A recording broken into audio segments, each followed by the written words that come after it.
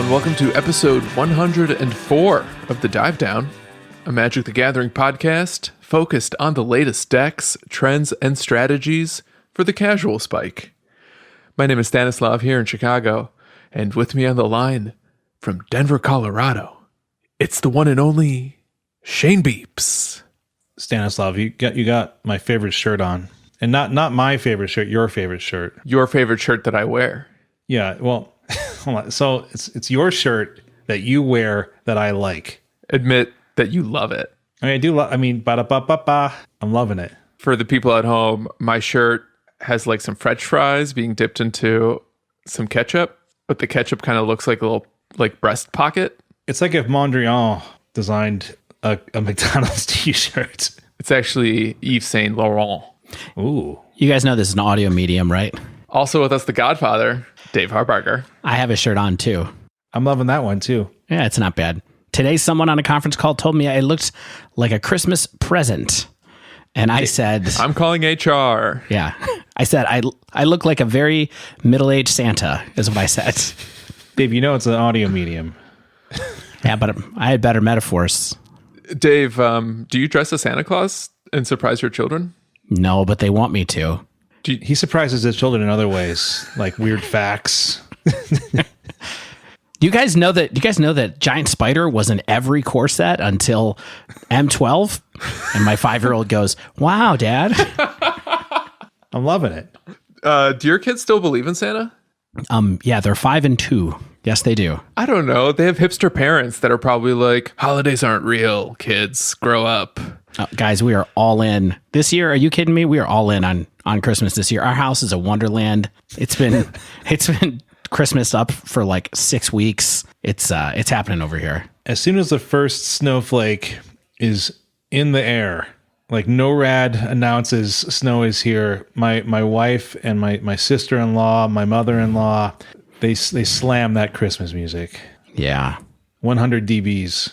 So this is our since this episode's coming out on that holiday. Oh yeah, it is, isn't it? Likely, unless we get it together and release it a couple days early, we would just like to say it's been nice spending 2020 with you all, and have a nice holiday week. I hope you get some time off. Hope you get to do some stuff, and even if this isn't your particular primary holiday of persuasion, I hope you have some nice rest as we close out this unreal year. Yeah. Well said, Dave. On this week's episode, we're taking it to ManaTraders as we attempt to qualify for this month's Modern Tournament. We'll discuss the metagame we're seeing in qualifier matches, what decks we had the most success with, tips and tricks for making it to the next round of the tournament for yourself, and how to stay sane when you're looking at a frustrating 30% win record. We're going to do our best to make a little time at the end as well to talk about some of these new Kaldheim cards that were spoiled last week. But first, a little housekeeping before the holidays. Shout out to new patrons to join the Dive Down Nation, Lucas D. and Thomas M. Thank you so much for your support. Yeah, welcome to the Dive Down Nation. If you want to become a citizen of the nation, head on over to patreon.com/thedivedown. Join my favorite and only Magic community on the internet that I have time, energy, and dedication to interact. But it's worth it because everyone in there is awesome. We also have some nice swag that goes out to you at various tiers. You keep us going. You keep us doing what we're doing. You make it easy for us to do what we're doing. We're able to, of course, afford T Baby, our favorite editor. But yeah, he's awesome. He lets us do this with very low pressure on ourselves. And I keep thinking, Stan, remember when we would edit this ourselves? Oh gosh. Oh boy. Remember how little I got to see my wife? It was like Monday we record, Tuesday and Thursday I edit, and then we post it on Thursday, and life's awful. But no, so thank you all of you for making this another awesome year of the Dive Down. We have so many awesome new citizens of the nation. I love the community that we've been able to bring together, and all of you make it what it is. So please, if you've been interested, if you've been wanting to check out the nation, head on over to patreon.com/thedivedown. If you want to check out a new way to support the Dive Down, go to untapped.thedivedown.com. That's right, untapped.thedivedown.com, where you can use our little affiliate link to download the Magic Arena dashboard app called Untapped. And you don't have to buy anything. You don't have to sign up for any premium subscriptions. All you have to do is download and use the app, and we will get a little kickback. And that's a way to support us when you're playing Magic without having to spend anything out of your own pocket. Untapped.thedivedown.com. And then finally, Stan already mentioned him on this episode. If you would like to support us while you're playing Magic, check out ManaTraders.com. ManaTraders is the card rental service that we've been using on Magic Online for years now. We love it. We wouldn't be able to Modern without it, really. And if you put in code TheDiveDown, all one word, when you sign up for the first time, you will get 15% off your first 3 months of card rentals. ManaTraders.com. And this week, I think that we're going to have Stan on the news desk for a little appetizer of Historic before we spend the bulk of the show on Modern. Is that right, Stan? That is true. It's a Historic amuse-bouche. Yeah. And once again, as is becoming a trend here, we're doing kind of a tournament report in the breakdown instead of a meta report, right? That's right. So Friday morning, I wake up, I made some scrambled eggs. I like it. How much rest did you get? 2 hours. How much hydration did you have? None at all. Oh, my dude. Do you have granola bars with you?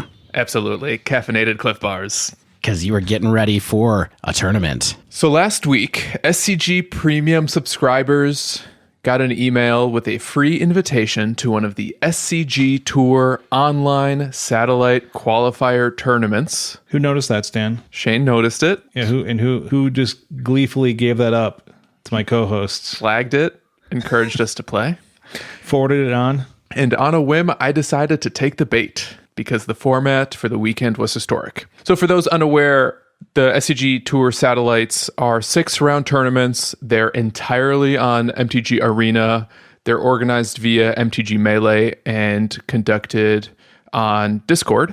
They cost $6 to enter. And if you go 4, 2, or better in this tournament, in the satellite, you get entered to play in a Sunday tournament for cash, gems, and what I think are also invites to PTQs. Because there's another invitation you can get if you perform well enough in the Sunday event. The Kaldheim qualifier weekends, or the qualifier weekends, I think they're called, are what you get entry to. Yeah.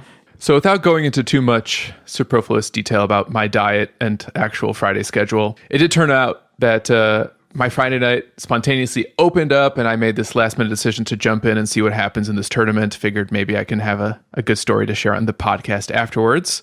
It probably goes without saying that these are best of 3 events. And for anyone who listened to last week's show, you might recall, on our very historic forward episode, I shared this position that Neostorm is an awesome historic best of 1 choice. Mm-hmm. But it's a little too easy to hate, and maybe the lack of hand smoother made best of 3 matchups disproportionately harder. You guys remember when I said that? Yeah, absolutely. Yeah. Love the take, Stan. Love it. So naturally, I slapped together a half-baked sideboard and registered Neostorm for a best-of-3 tournament with open deck lists, by the way. Open deck list, so they know what they were going up against. But you know what? I knew what I was going up against as well. Something tells me that you're at a disadvantage in that situation more than other people, but you fair. think so. Long story short, fueled by envy and rage, after Dave's effortless path to day 2 in last week's Arena Open, I managed to play really well. And I finished 4-2 in Satellite 3 to qualify by a hair for Sunday's Invitational 5K. Oh, my man. Hey, way to go, man. Thank you. Everyone's killing it. They're getting 60% win rates or so. I don't know what 4-2 is. Is that 80? That would be 66.66666667. Oh, man, my dude. Heck yeah, dog. That's almost like making day 2 at a GP. Almost as good. Some would say even better because I got to do it from home and watch television in my downtime. That's a good point.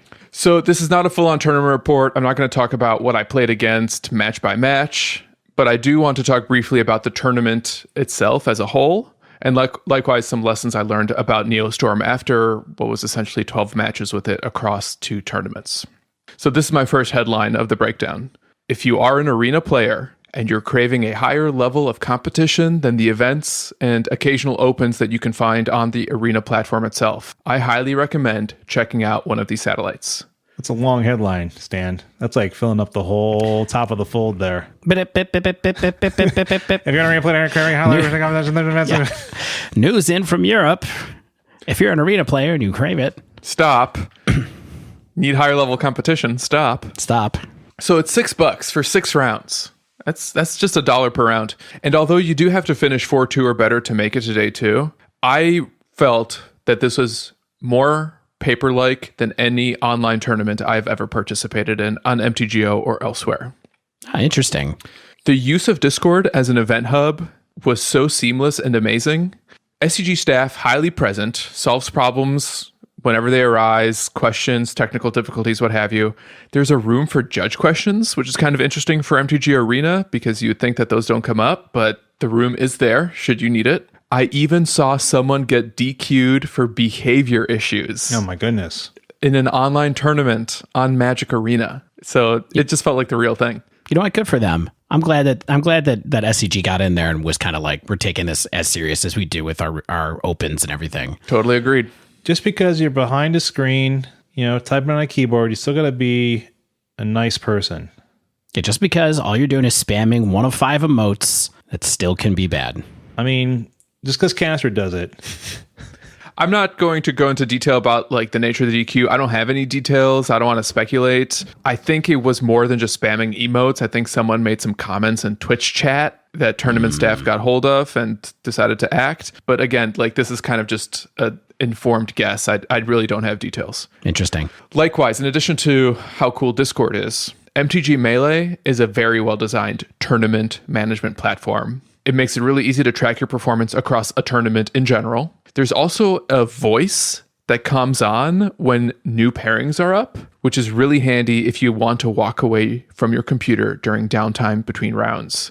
So because I was playing a combo deck, it was not uncommon for me to be done with at least 30 minutes left in the round, and I would just turn my speaker all the way up, walk into the other room, turn on some Netflix. I was watching Alice in Borderland, and then when it was time to play the next match, I would just walk back over to my computer, combo off, rinse and repeat. Repeat 3 more times at least. Also, I never knew this prior to the event, but you don't have to friend request strangers on Arena to play in tournament style matches with them. Oh, nice. There's a challenge icon, top right corner, lets you play against people in best of 1 or best of 3 in basically any format. Wow, that's almost like a tournament functionality in the flagship product of... Never mind.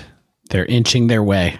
Last but not least, MTG Melee also has an internal chat function that pops up when you're being paired with an opponent. So you can actually talk to whoever you're playing against if you want. Dave, this is like where you say don't open the chat, right? I don't often do it, no.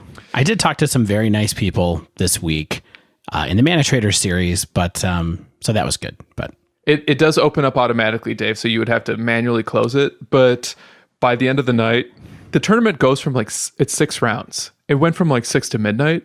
So by the end of the night, the last 2 or 3 matches, there were no words exchanged between me and my opponents because I think everyone's just tired and ready to go. Yeah, they're like, let's just go. In terms of the actual tournament itself, the metagame was pretty predictable. My biggest surprise was I faced against back-to-back Red-Black Arcanist matches. But otherwise, I was playing against a lot of the usual offenders, Sultai, Sacrifice, Goblins, and Paradox Engine. Do you guys have any questions about the tournament before I talk about Neostorm more specifically? Where'd they send your check? Direct deposit. Ah, good. So tournament's worth it. SCG stuff's worth it. People should keep an eye out for it. That's the main message here. And if you want a very paper-like experience, this is probably the closest. Exactly, yeah. You got to be on MTJ Melee. You have to be on Discord. You have to be willing to commit 6 hours if you actually can manage to go all the way. But all that being said, if you're looking for a higher level tournament and you're strictly an arena player or a primarily arena player, I recommend these highly. I think they're really cool. Stan, so you've been kind of hinting that you think, Neostorm has been a deck that you've said, hey, you're going to play some best of 1, not best of 3. Mm-hmm. Why do you think it's doing better than best of 3 than you thought? I think I was maybe a little unfair to the deck when I said that it's bad in best of 3. Sideboards do exist. Right. And that was kind of one of the biggest things I learned. So here are some of my takeaways after 12 some odd matches, as well as other matches I was playing on the side in parallel to the tournament, let's be honest. First things first, this deck mulligans really well. And one of my heuristics is frequently just trying to mulligan to one of my 2 combo pieces. And I got to the point where I managed to win a few games after mulliganing to 4. Wow. And All right. I can't think of any other deck where I was able to do that repeatedly. So maybe this is just, I got very lucky a couple times in a row. But I also think the interaction in this format compared to the overall speed of this deck makes mulliganing a little less punishing, since I'm not looking for critical mass. I'm just looking to line up a couple cards. Additionally, to Shane's point, because of the colors of this deck, it's based in blue-green, but it can also play black or red. It has a ton of sideboard options that really help solve the deck's specific problems. Yeah, what do you think the biggest problem is besides Grafdigger's Cage, of course? Like counter spells or what? Counterspells don't come up as often still. I didn't face off against a single blue-white control deck, and I feel like counterspells aren't really the thing you're worried about in mid-range matchups. Cage is still huge. Authority of the Consuls is still huge. But also opposing combo decks are kind of a problem. And one of my losses was against the Paradox Engine deck. And what I eventually ended up doing was devoting 7 cards in my sideboard to destroy artifacts. 3 of those were Wilt, which can also deal with Authority of the Consuls, or I can just cycle it to find a card if I need it, if it's rotting in my hand, if it's wilting, if you will. And I also decided that I should try playing Wall of Blossoms because I was having some tough matchups in my practice with this deck against red aggressive decks.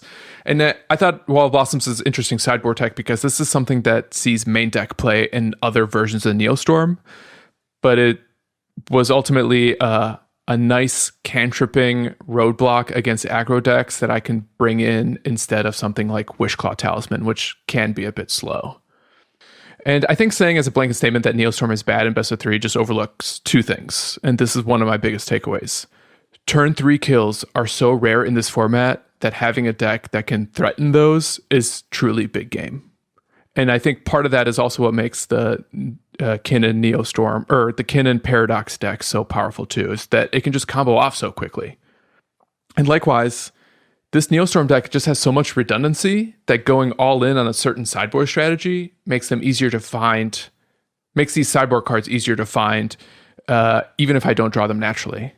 You know, I have Shimmer of Possibilities, but then when I'm siding in 7 or 8 cards that destroy artifacts, even if I don't tutor for it, I'll just draw it naturally 20% of the time, if not more. What are you taking out for your sideboard cards? I'm sure it's somewhat contextual, but is it mostly like, do you start somewhere with it? Do you take out some of the cantrips or do you go a different way? Great question. So against Kinnan, you take out Wishclaw Talisman just because they play Karn. Stony Silence is bad. Sometimes I will take out a land. Depending on what I'm bringing in, I'll take out one of the pathways. This deck runs 8. Also, sometimes I will take out a single copy of Dualcaster Mage, because you don't really need to have 8 on the board.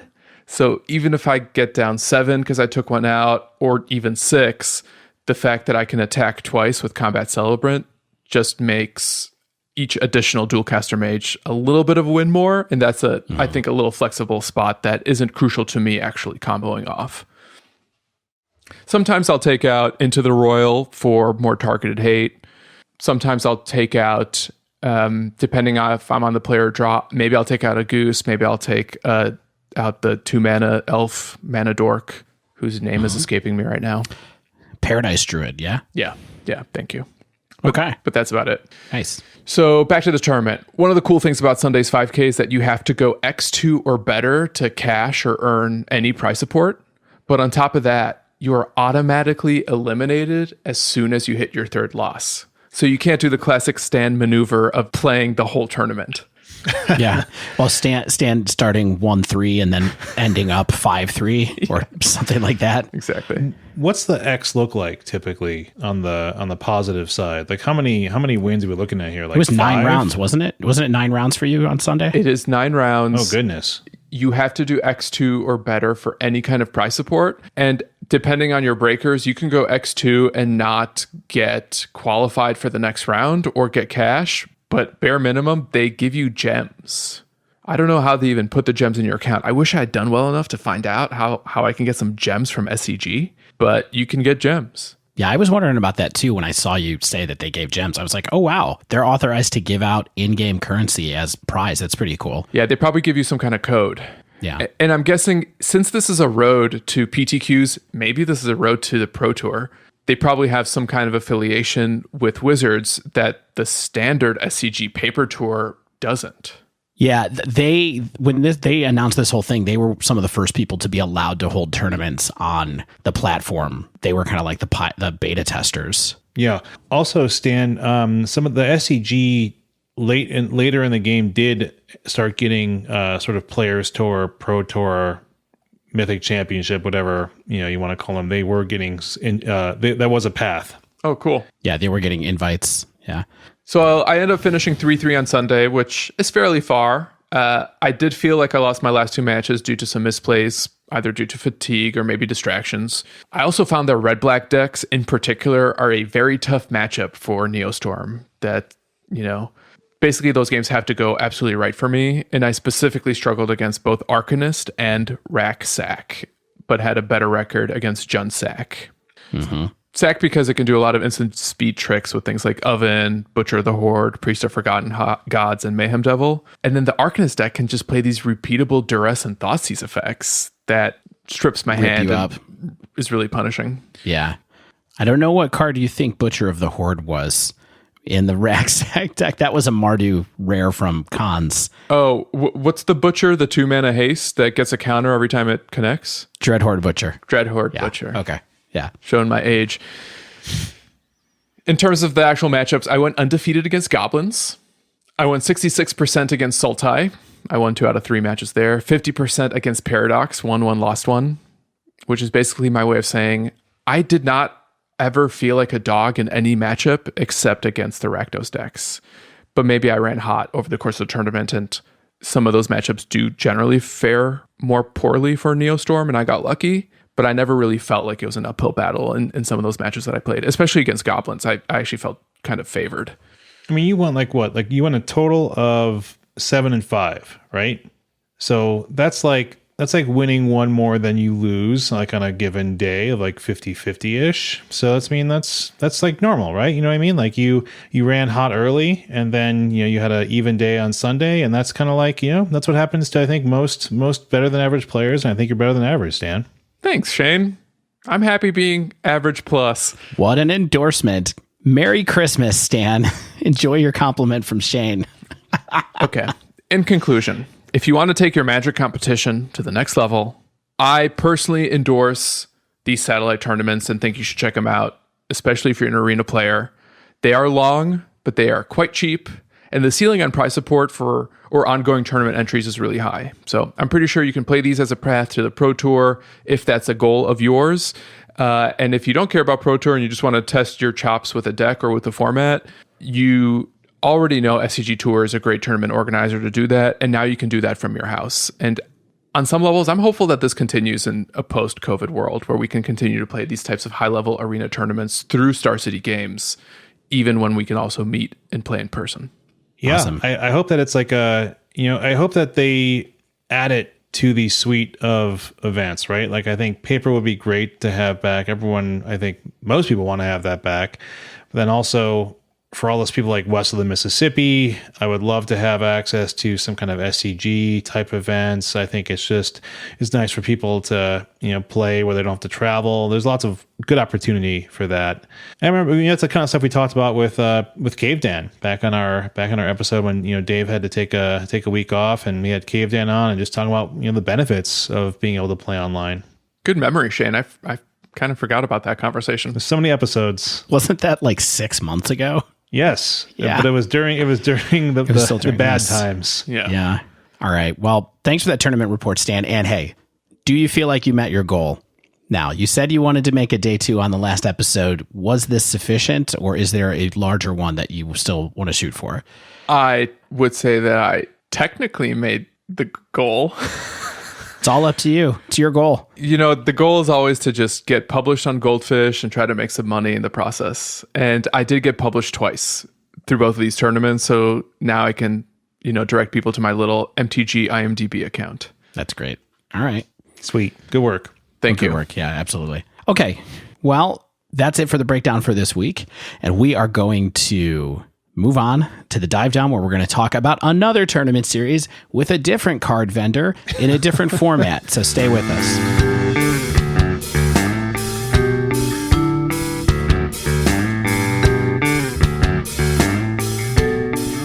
All right, first things first. Dave mentioned we're going to talk about different tournament organizer. Everyone knows we've been working with ManaTraders for a while, and it's an important disclaimer, right? Like, it's an episode. This is primarily about the ManaTraders Modern Tournament. We weren't paid for it. We weren't asked to promote this episode. We weren't asked to make this episode. This is all our idea, because we thought, hey, we've talked about these and we've even played in them, but we haven't really talked a lot about what it's like to play in them, and what it's like to succeed, and what it's like to fail in them. And some of us succeeded, some of us failed. We'll get to that. Spoiler, I failed. With that out of the way, let's recap quickly what the ManaTraders Tournament Series is, what it's all about, how it works, who can play it, and maybe how you can think about approaching playing it to potentially improve your success. So first things first, what it is.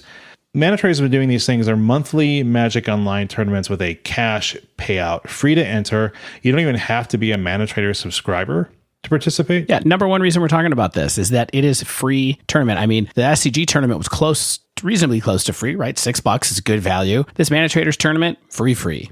Yeah. So you'll notice, like, when you kind of go to sign up, it'll be like, hey, you can't get the top tier of stuff without like a ManaTrader subscription. You can be like, I don't care. You can be like, okay, well, maybe, I'm already using ManaTrader Suite. Maybe I'm not. I can think about using it. You can use our code, the dive down, all one word. Last time we'll do that on this episode. We're not going to plug the code anymore. The thing is, the one thing I would say really quickly too is the thing that's interesting about the free versus paid level of support is that when you are a ManaTrader, you get basically 10 times the amount of prize if you win a prize if you are a subscriber. That's a lot of times. Just keep that in mind. Like, the person who wins this tournament, if they are a ManaTrader subscriber, will get $4,000. If it's someone who is not, they get $400. It's a lot of bozos. Before all of these card rental services existed, people did buy Magic Online cards. So there is a population of players online who actually have an MTGO collection. So if that's you, you can participate in these absolutely for free without signing up for a ManaTrader sub. You have to get a ManaTrader's account to log into the platform, and the dashboard is how tournament games are organized, but it's free real estate. It's really totally free real estate. So how does this work, Dave? Well, every month, ManaTraders rotates through different formats, right? They've done Legacy, they do Standard, they do Modern, they've done Pioneer. Those are kind of the four that they do right now. And how it works is you go and sign up and tell them that you say that you want to enter the pool for the tournament.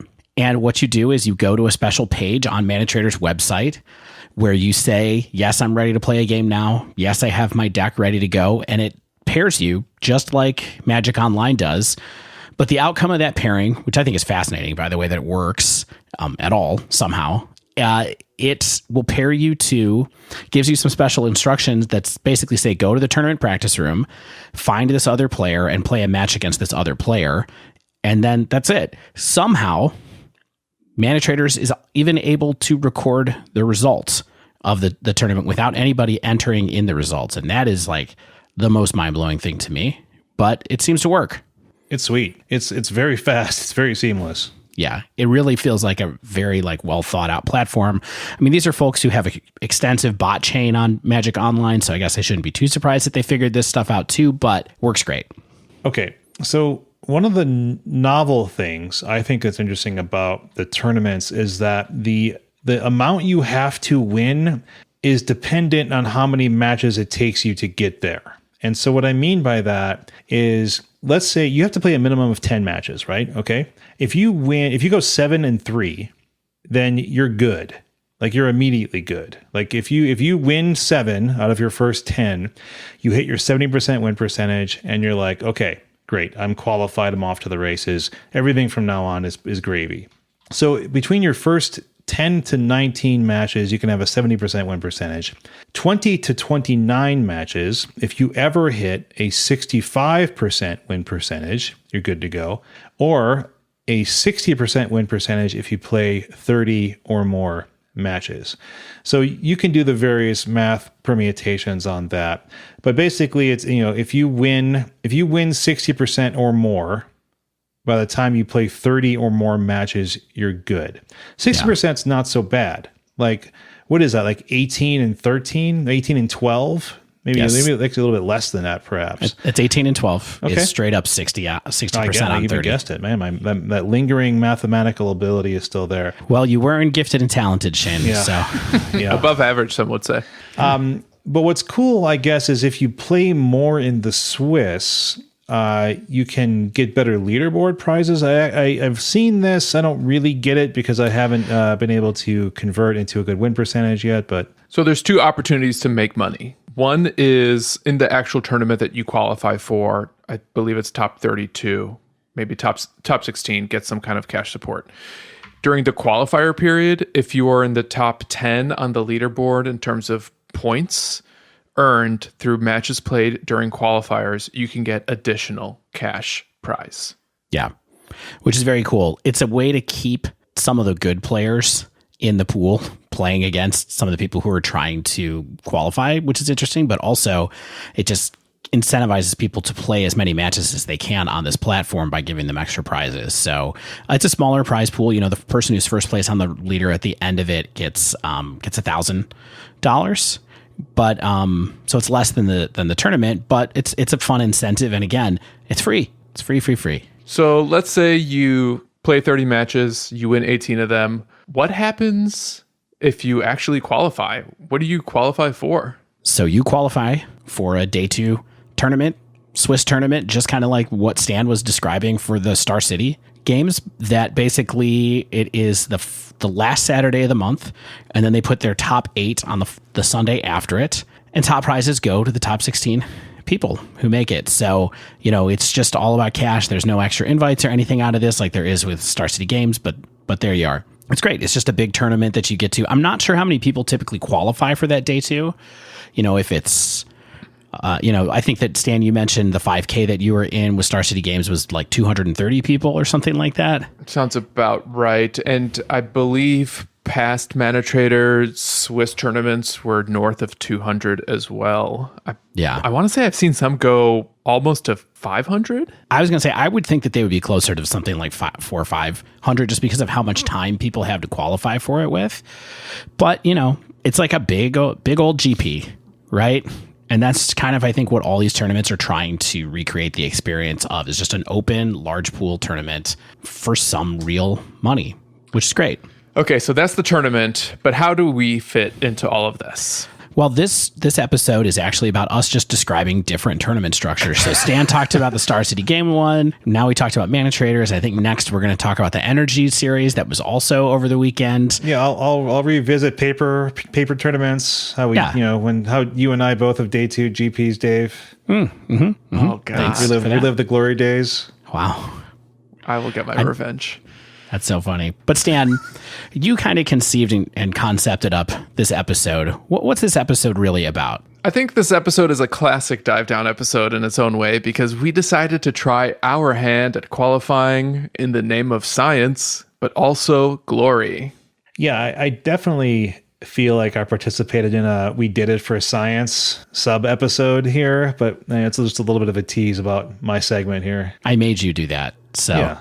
Dave made me do it for science. That's right. Right. So, and part of this too is, we realized that we could put some time into trying to qualify and then put out an episode on Christmas Day that would leave people a few days after that to try and make a run at qualifying themselves. And so we thought, hey, maybe we can give some perspective on and things to think about and things to look out for from the matches that we managed to cobble together as a team. Also, don't delay. If this is something that you're thinking about doing, the qualifying period is only open until next Tuesday, December 29th. But the good news is, if you haven't started playing yet, you just have to go 7-3 in your first 10 matches to make it in time. So that should be pretty easy. There you go. Especially after you hear this episode, you'll have an unfair advantage over all of your opponents. Okay. So what we're going to do first is we're going to talk about the types of players and the things that you should think about when you're starting to get into this tournament. Opens and Grand Prix have certain kinds of people there. We think that there are some kind of archetypes of players that show up for this tournament as well. That's right. I sort of see. Hold on. I want to talk about the most important player they're going to face. It's the fish, and that's me. I have you as the fifth category, actually. 5A. All right, so I sort of see 4 to 5 types of players participating in this type of event. The first one that you are certain to encounter is the best deck players. These are the folks who are registering UR Prowess, or Heliod, and for good reason. These are arguably among the top 3 performing decks in Modern in general, so inevitably you're going to run into them while trying to ladder at some point. Player 2, our second persona, the metagamers. These are the spikes who register Bogles because they're expecting a room full of prowess, or infect when they think opponents are just going to be playing Titan decks all day. Whatever the perceived metagame might be for a given weekend, the metagamers are going to try to go one step above the room with a tuned archetype that doesn't see a lot of play, but can potentially exploit a known entity. In case it isn't clear, there's going to be some overlap with these categories because our third persona are the go fast or go home players. For qualifiers like this, it's a race to a certain win percentage. So registering something like Prowess, Burn, maybe even Storm, something that you know could potentially have a turn 3 kill and explosive games, also makes a lot of sense. And there's going to be people who are going to try to operate in this space. Yeah, like if you're like, hey, I need to go 7-3 in these first 10 matches, and you're saying, hey, maybe I'll spike this. I'll win 7 on my first 10. I can be done with this. I don't need to play 30 matches or so. I don't have a lot of time. We'll talk a little bit more about that sort of, percentage thinking and high variance thinking a little bit, but that's definitely some people's proclivity, including my own. Yeah. Also me. I pretty much did that. You did a lot better than I did. Well, results aside, that was my thinking mostly. The fourth one that Stan has written up here is an archetype that I think you see a lot at open style tournaments, which is the deck masters. And so these are the kind of hardened competitors who just play. Maybe they have one deck on Magic Online, or maybe they have a few decks, and they just are kind of like, yep, I am playing Tron. It's just me and green Tron forevers because that's what I can do. And so that's another role that you'll definitely see and that you should keep out for, especially the well-known ones where you might recognize their names when you get paired up with them. And finally, shout out to the real homies. These are podcasters testing out weird tribal strategies like 5-color elementals or 8-whack.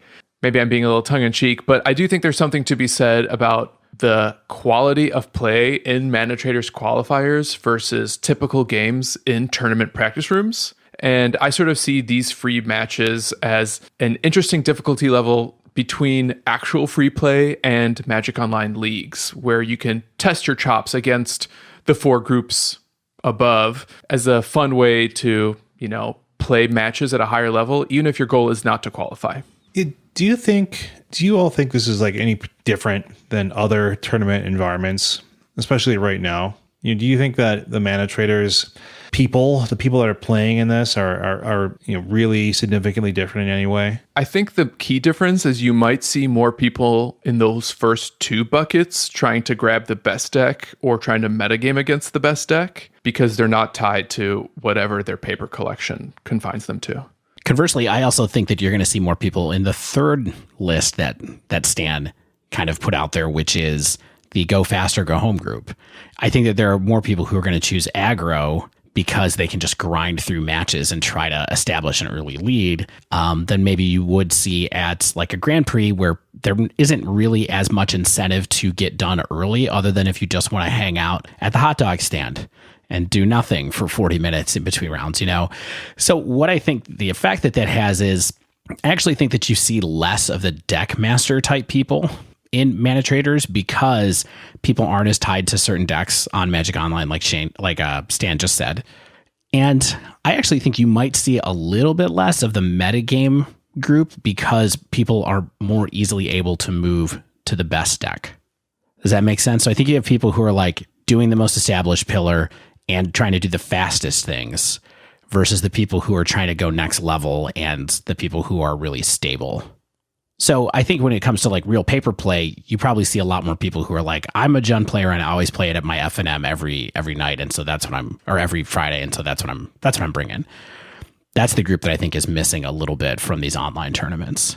All right, so let's do some small sample size metagame analysis based on the actual matches that we played. Try to derive a little bit of data here. Between the three of us, I'm pretty sure we played 31 combined matches. Mm-hmm. Looks right.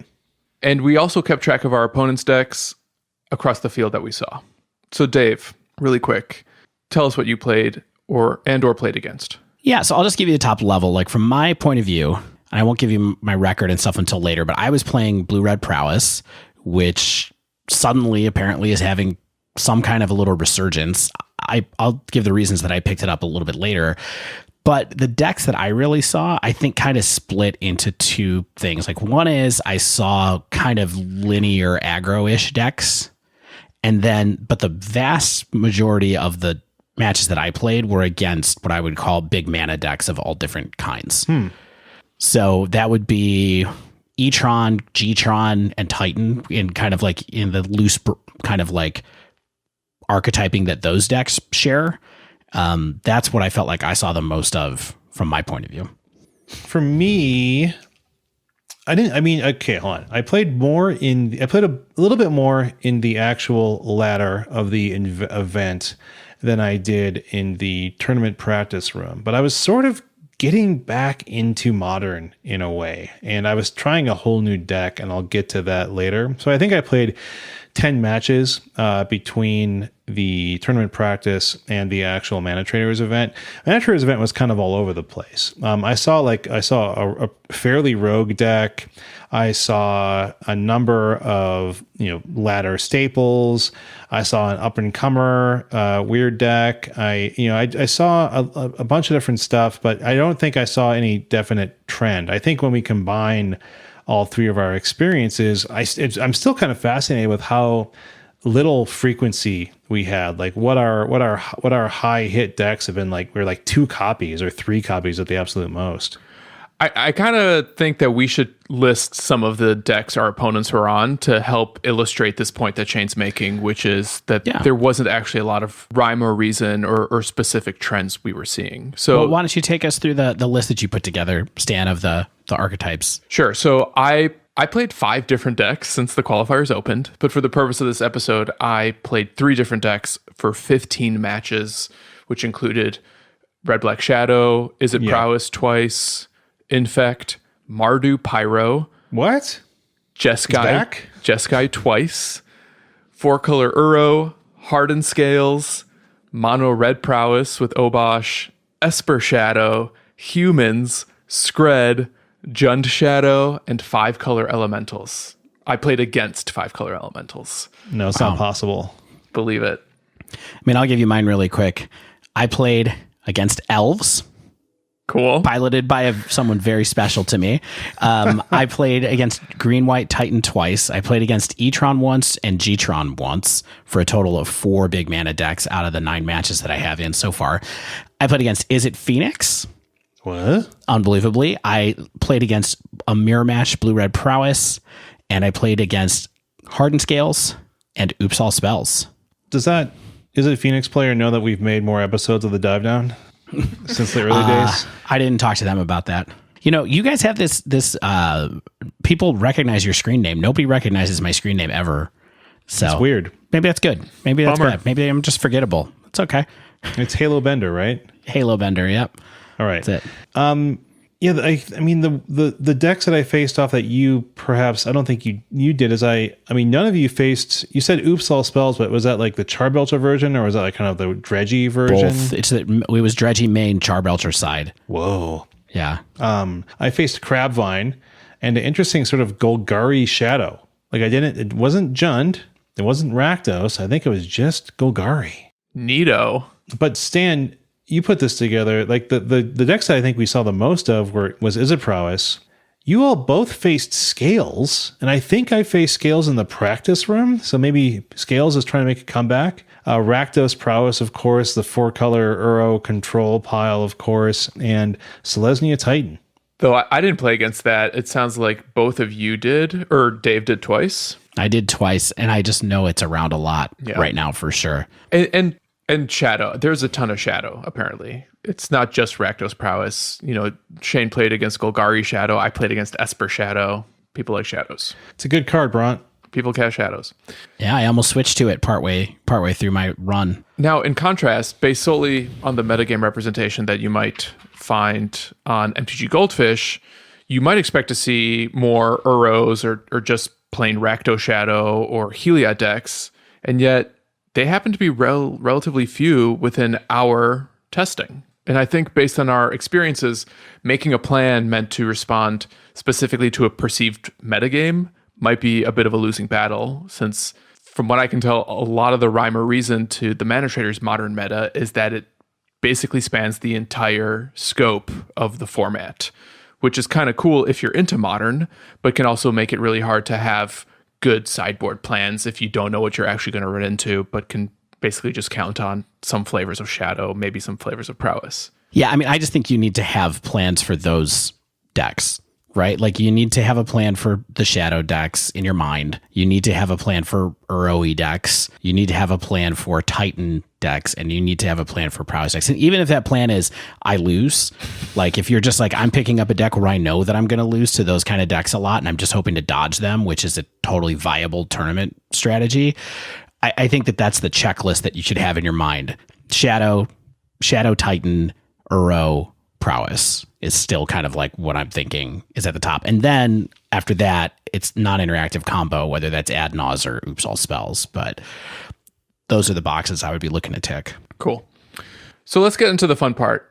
Let's talk about what we actually played and what we actually learned and some of the decisions we had to make along the way. Sorry, I'd throw Heliod on that list too, probably at number 6. But anyway.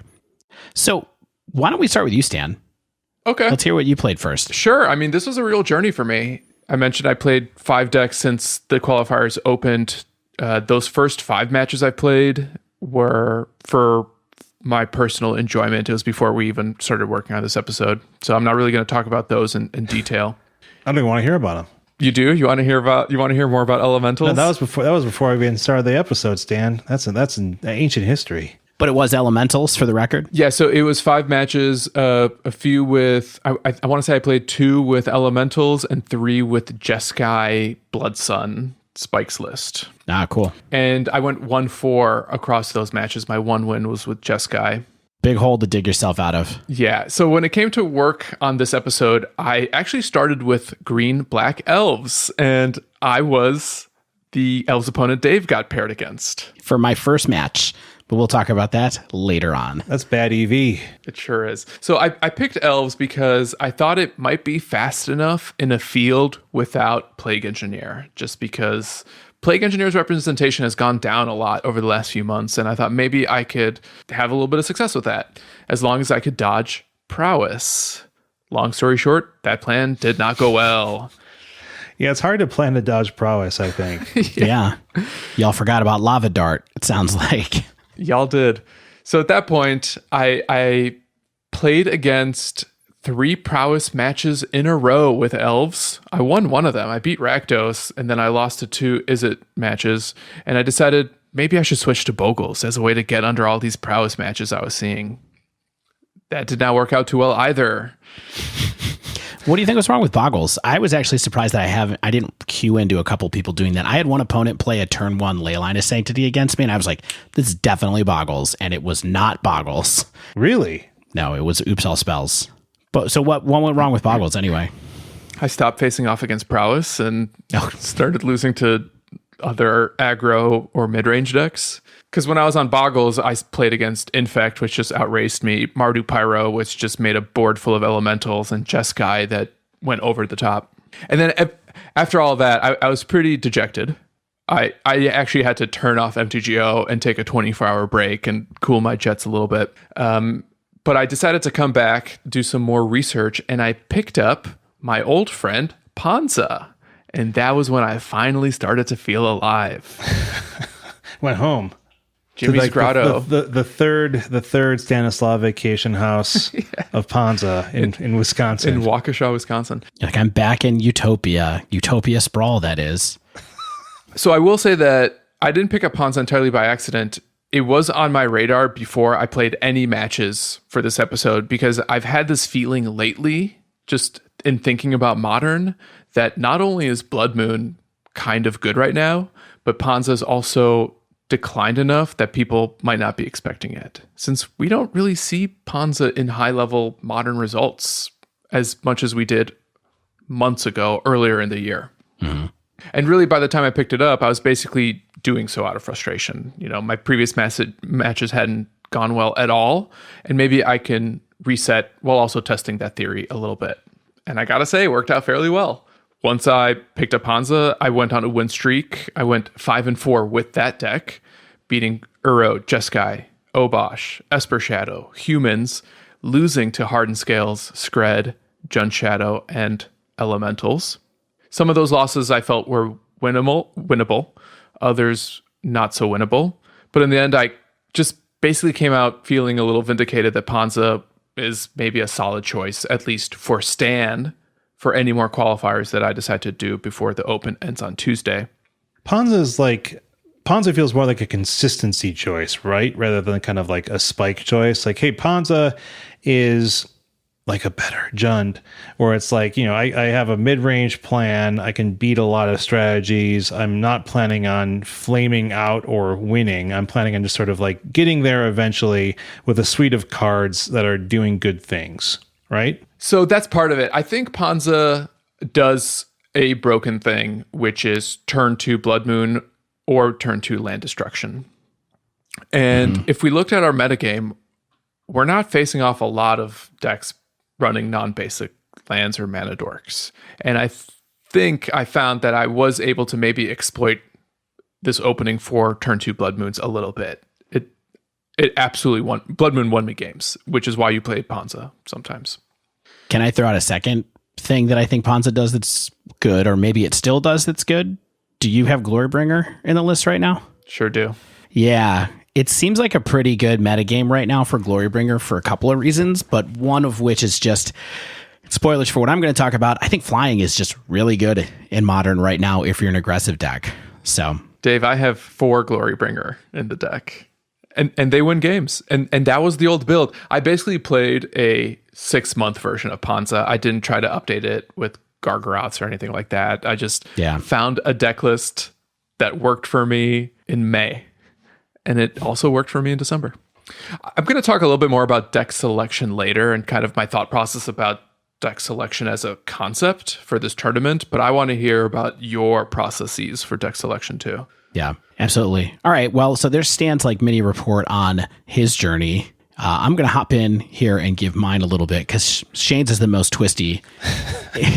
And mine is also kind of unsurprising, I think, given that I said that, I was playing Blue-Red Prowess, which is a deck that I also loved like 4 or 5 months ago in Modern. And when we started talking about doing this episode for ManaTraders, I was a little bit lost on what to play. Like Shane mentioned earlier, we have been focusing a little bit on Historic. I've also in Modern lately been playing things like Goblins, which was fun, but I don't feel like I'm kind of like together enough or I have enough reps in on it to really put together compelling content here for it for another time and try it out in something where I'm going to have to play it 10 rounds, basically. I was heavily considering playing Rakdos Shadow, which I really like, and obviously the meta really likes as well. But I ended up being like, you know what? The first night that I sat down to play, I was just like, I'm just going to play what I want to. I haven't played Blue-Red in a while. I don't think anybody's playing Blue-Red. I'm just going to pick it up and play it. So I found one of the most recent 5.0s, just plugged it into ManaTraders and went for it. And I just wanted to dip my toe in a little bit and just see where it went. And, my first round, I hit the pair me now button at like 9:30 on a Tuesday night on ManaTraders. And it was like, goeth unto the practice room and find your opponent whose name shall be Stanislav. And I was just like, yes. And I didn't tell Stan what I was on. He didn't tell me what he was on. I just showed up, and then Stan played a turn 1 Llanowar Elf, and I played a turn 1 Swiftspear off of a Spire Bluff Canal, and I just put in the chat, well, I see we're both back on our BS again, huh? Yeah, as soon as you played that Swiftspear, I knew that I was going to lose. Well, I was telling you in chat earlier today, I feel like you beat me all the time. And so I was just kind of like, after that first match, I was like, this is the only match that's going to matter to me in this entire tournament. Turns out that wasn't true, but it was a nice way to start. And it was fun to see a familiar face across the internet for a minute. You know, I chose to start with Blue-Red Prowess because of familiarity more than anything else. I didn't really think it was a great deck at the moment, like from external scouting or anything, but weirdly, it's coincided with a number of people suddenly picking this deck up again in the last couple of weeks. It won the Modern Super Champs PTQ over the weekend, even. Yes. Which I didn't see coming. I believe that top 8 also had regular old Boros Burn. It did. Oh, it did. We're going back to earlier this year, perhaps late last year. It's actually called Is It Blitz, Dave? No, I will not. I will not call it Is It Blitz. Wow, I'm just looking at this top 8 now. Is It, Burn, and Ponza. Mm-hmm. We should have registered for this tournament, but sorry to interrupt. That's okay. Ponza came in 8th. We will get back to that in a minute when we talk about what we think about the total package of what's going on in Modern right now. But anyway, how did I think after playing it that Is It Blitz, Is It Prowess fit into the meta? You know, I actually think it fits pretty well right now because of a couple things. You know, I mentioned a minute ago. So I always liked the aggressive plan of Prowess. And so this is the build that lets you play a little bit more of a tempo-y kind of game with your fast spells like Soulscar Mage and Swift Spear. But this build has Storming Entity and it has Sprite Dragon. And you may remember... How many Sprite Dragon, Dave? 4.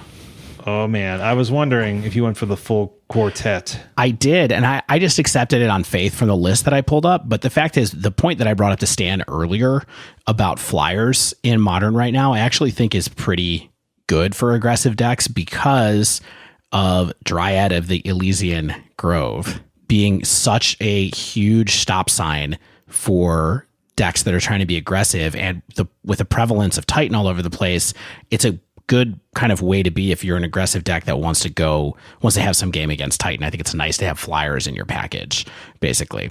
And so I actually really love Sprite Dragon this time through because it felt like it was providing something a lot extra with that flying, whereas before when I played it, I wasn't quite as sure. And then the last thing, of course, is like having access to a few blue cards out of the sideboard is great. Having access to Spell Pierce, having access to Aether Gust, they all come in handy in certain matchups, and especially Aether Gust is huge against Titan decks, of course.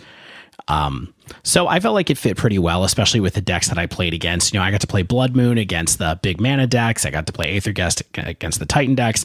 I got to side in extra removal against the aggro decks, and so it just felt like I was in the right spot. You know, I played against Oops All Spells, and one of the main things I did against them was sideboard in 3 Abrades and Surgical Extraction. And I actually totally punted game 2 when I should have won when they went off, and I pulled the wrong target out of their graveyard with Surgical. Would you target, and what should you have targeted? I targeted Salvage Titan, and I forgot that Salvage Titan has an activated ability that lets you exile 3 artifacts to bring it back to your hand, and that was how it worked. Yeah. I did not read the card.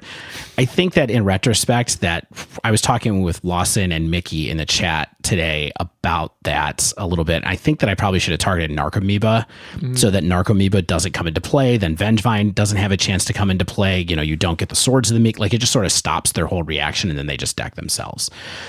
But I mean, I won game 3 against Upal Spells straight up by hitting their talisman, their greenback talisman, with a braid, and then they never drew another black source after that, and enough time to kill me.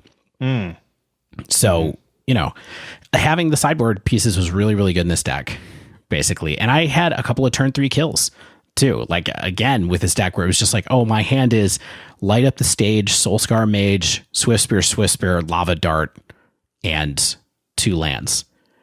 And then that's a turn 3 kill somehow. Yeah, that always feels good. Yeah, it's like, whoa. So I think that, you know, having against big mana decks, it was good.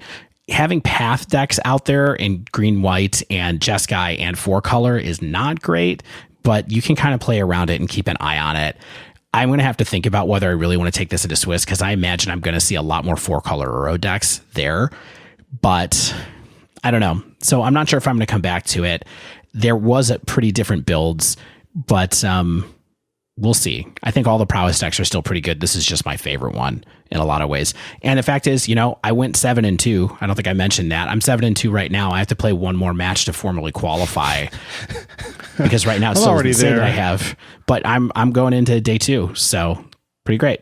So, real question, Dave. Do you know that you have to play at like 10 a.m. on a Saturday, and it's a GP? Yeah. This isn't the Arena Open where you can come and go. Does your family know this? No, they don't. They don't know this. So we'll see. It's the day. It's January 2nd. I know. I talked to my wife about it a little bit. I'm just gonna have to figure it out later. I mean, I'm glad that I got there. Yeah. It's a free entry to a tournament where I could potentially win some money. We'll see what I play. It'll probably be something fast so that I don't have to pay a ton of attention to the computer, but we'll see. Dave, you saying that's January 2nd is really buming me out because I'm not coming in to see you both over the new year or something like that. Old traditions. What a bummer of a year. No Shaw's Crab House this year, unfortunately. Oh my gosh. I love Shaw's. So good. Good shrimp and good steak. Yeah, we go every New Year's, Stan. Those snow crab legs. Anyway, so I made it. I made it to another day 2 for the first time in a couple weeks. Pretty wild. Just fueling my rage and envy all over again. Why? You should be. I was happy for you. You should be happy for me. We're happy for each other here. Hey, I'm happy for you. I don't want to. I want to be as good as my co-hosts are at Magic the Gathering. So when someone sets a new bar, it just puts the onus on me to reach that bar. Yeah. Well, I gotta do better in the actual day 2 events before I feel too much better about this. Shane, let's talk about you because this was a journey as well. Yeah, I mean, it's more of an emotional journey than a physical one, but aren't they all? So I first started just going in with Red Prowess, and it's a deck that it's weird. I really haven't found a lot of success with Red Prowess. Like, I think I've actually found a lot more success with Burn, and sort of like, I feel like, oh, isn't Red Prowess just better Burn right now? So I was like, okay, what's an aggressive strategy that could win? I'm not sure how many times I'm going to be able to say the sentence to you that Burn and Prowess are not the same. I mean, decks. I understand that. And I think I rather would play Burn. That's fine. You don't have to care about protecting your permanents and I know. Burn. And so maybe you're a little happier with that. But so, okay, hold on. So I went in, I started with Red Prowess. I faced off against like 2, and then immediately it was like black-based, aggressive, disruptive decks. Rakdos Shadow and that Rogue Golgari Shadow build I talked about. And it was just like how I always feel when I play Prowess deck, which is like, oh, Fatal Push kills my stuff. And if I don't have stuff, my spells are bad. And that happens, 75% of the time. I play these contemporary Prowess decks with, Lava Darts and other sort of 1 damage spells. And I'm just like, well, I don't care for that. I get destroyed. It's a combination of bad mulls, potentially questionable mulls on my part. I don't know. I think Mickey was actually watching me. He can tell me if they were bad or not in our live Twitch chat. But largely, I mean, it was just the kind of like, the bad matchups against the bad draws, and you feel bad and you're like, well, what do I do now? And I told Shane when he was upset in this moment that I had the hottest of hottest recommendations for him. And I said, do you want to hear my recommendation of what you should do? And I was like, yes, I was all ears. I had an open heart for how I can not tilt at Modern right now. Yeah. And so I said that Shane should try playing Primeval Titan. Yes. And how did that strike you when I suggested this? I mean, I was all for it, especially because of Selesnya Titan. You specifically were like, well, you just said play Primeval Titan. And I think you were kind of like leaning towards play Selesnya Titan. I said play Amulet first, and then I said, no, wait, play Reclaimer. Yeah. And so, there's a couple reasons that this is kind of like doing it for science, right? Like, this is kind of an up and coming deck. I've historically had a little beef with Titan and the land strategies that Titan supports in Modern. And so I was like, okay, let's do this. Let's have a newbie's look at a Titan-based deck, see how, and this has a little bit of like the Eladamri's Call, a little bit of the toolbox effect that I've liked in Modern in the past. So let's combine these two things and see what happens. So I tried to wrap my head around the deck in the tournament practice round for a little bit because I haven't played any strategies like this in the past. And so like I went in like the span of maybe 2 matches from being like, well, why am I playing Elvish Reclaimer? Like, what does this actually do here? Like, I mean, I get the flagstones combo, right? Everyone gets the flagstones combo. Yeah, I think this is a thing where, you didn't play Magic during an era where a little card called crop rotation existed. And I think that being around during like Urza's cycle at that point in time might have opened your eyes a little bit just to what the idea of just searching up a land can do. Right. And for sure, Primeval Titan is based off of that idea. And part of the reason I think these decks have gotten popular, it's taken a while for them to get popular, really, is that Elvish Reclaimer is a little bit like a mini Primeval Titan that helps you kind of bridge that early to middle game until you get your Titan online. Sure. And the deck plays so many different lands and so many lands that like after a while, you have so many lands on board that you just want to get more land triggers. To like whether you're triggering Valakut or like another Field of the Dead trigger or like 2 Field of the Dead triggers because you can get a fetch land type thing off of the Elvish Reclaimer. And like when I first read Elvish Reclaimer, I was like, well, I'm getting rid of my Elvish Reclaimer. I was like, oh, I'm not sacrificing this. I'm just tapping it. That's good too. It's reusable. So of course it's great early with the flagstones, but like it enables your game late as well for these important lands that you want to get into play.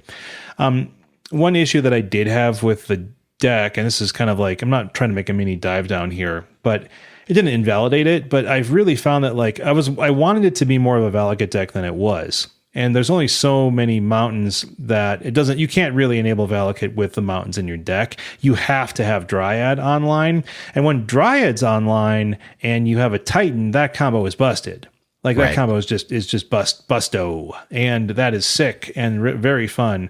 But you have to have the Dryad online to really get going with your Titan Valakut triggers. Yeah, it's like otherwise you're a field deck. Yes, right? you are like a field deck, for sure. And then you have Valakut to close you out sometimes.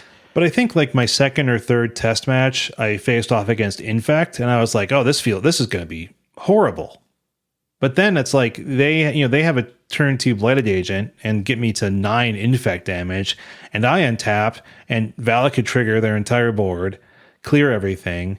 Don't even allow them to have like Inkmoth Nexus available because I can fetch and get another Valakut trigger. So unless they have some kind of protection spell to work with, and it just buys me enough time where like I turn the corner really hard and I'm like, oh, that's what this deck can do is like you can untap on turn 3 or turn 4 and just go ham and clear up an aggro deck and then turn around and win the game almost instantly. And so, went into the qualifying matches feeling like I had some potential and did badly. But that's what happens, like you face things like Crabvine and like this Crabvine opponent, it was insane. Like they went off so conclusively and so insanely where it's like, oh, this makes Dredge look like a little baby deck. Because like they're, glimpsing themselves, I think, where it's like they're milling 10 and getting like, 2 triggers of chill. They're getting prized amalgams and Vengevines out of the graveyard. It's so easy for them to fill the board. And, game 2, I'm hard mulling for graveyard hate, but like a single relic of Progenitus doesn't really look good when their first Stitcher Supplier hit is like a Vengevine and a Gravecrawler, where it's like, oh, like I'm going to have to pop this extremely quickly. But anyway, I mean, I'm not going to go into every matchup here, but like you get the idea. It's like, I face down Crabvine and lose very quickly. I face down Amulet Titan and they can go faster than you. Like, a double explore, like Arboreal Grazer into double explore into a turn 3 Titan with mana to cast Dismember on top to like kill my Dryad of the Elysian Grove. It's just like the kind of stuff where it's like, this is modern, right? Where it's like, oh, you're doing your thing and I'm trying to do my thing. And you succeeded more than I did. So we got to this point where you took Dave's advice to play this Titan deck. Yeah. Can you refresh my memory? What inspired you to pick up Prowess in the first place? Oh, just because it's like, hey, this is an aggressive deck that has chops. And I know it has chops and, I can beat down and kind of play my conceptually, like I have a lot of experience with red-based creature spell decks, and why wouldn't it apply to Modern right now? Sure. So if Dave hadn't told you to play Titan, would you have just kept jamming Prowess, or would you have considered transitioning to something else? That's a good question. I probably would have played some more Prowess just to be like, hey, let's get a fuller data set to report back on. Like, here's what Prowess felt like, and I went 1-6 or something like that, and see what happens. But yeah, I wasn't feeling amazing, and I was glad Dave suggested something new, because then it allowed me to say, hey, I'm going to approach this with something fresh, and I'm not going to probably go out there and win out and go like 7-1 and qualify for day 2 here, but I can learn something new and experience something new and have something interesting to report back on based on what we're looking at, right? Does this deck feel real to you? It certainly can feel real. The issue that made it feel less real was like the interaction that this deck has is some Path to Exiles, right? To control some stuff that's happening on the other side of the board, and then potentially some Valakut. Well, it has Skyclave Apparition too. Yeah, and Skyclave. Yeah, the deck that I played actually had 2 Skyclave, which I liked and actually did some work for me in a single game, and would have if I would have been able to untap against the Charbelcher deck, which also turn 3'd me 2 games in a row, like without even hitting their 3rd land either game. It was just complete. I mean, it was just like the kind of Magic that I was like, I'm not having fun, and I'll probably talk a little bit more about that in a second. But it was a science experiment in that where I liked the style of this deck, and it was a different style of deck than I've played in the past. But it like sort of at the same time felt like another Modern deck that I have to mulligan carefully with. I have to I create just a different kind of inevitability.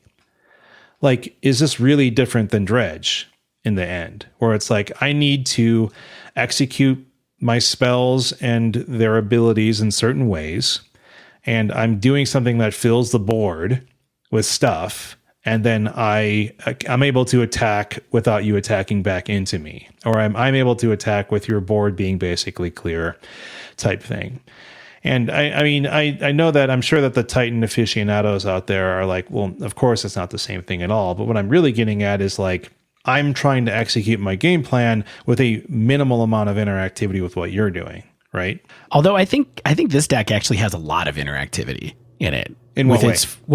It's got 6 cards out of the 27 that are not lands. Yes. That are interactive, number 1. Sure.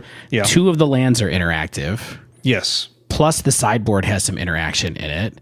And plus there's other things in here like Ghost Quarter that are there to do a little bit of interaction. That's the fun part about this deck. That's the thing that I think makes this deck actually fun, which is like, I think that's fair to say, Dave, where it's like, this is different than Dredge in the way that you can stop what your opponent is doing, or attempt to stop what your opponent is doing based off of the innate qualities of the deck, which is getting lands.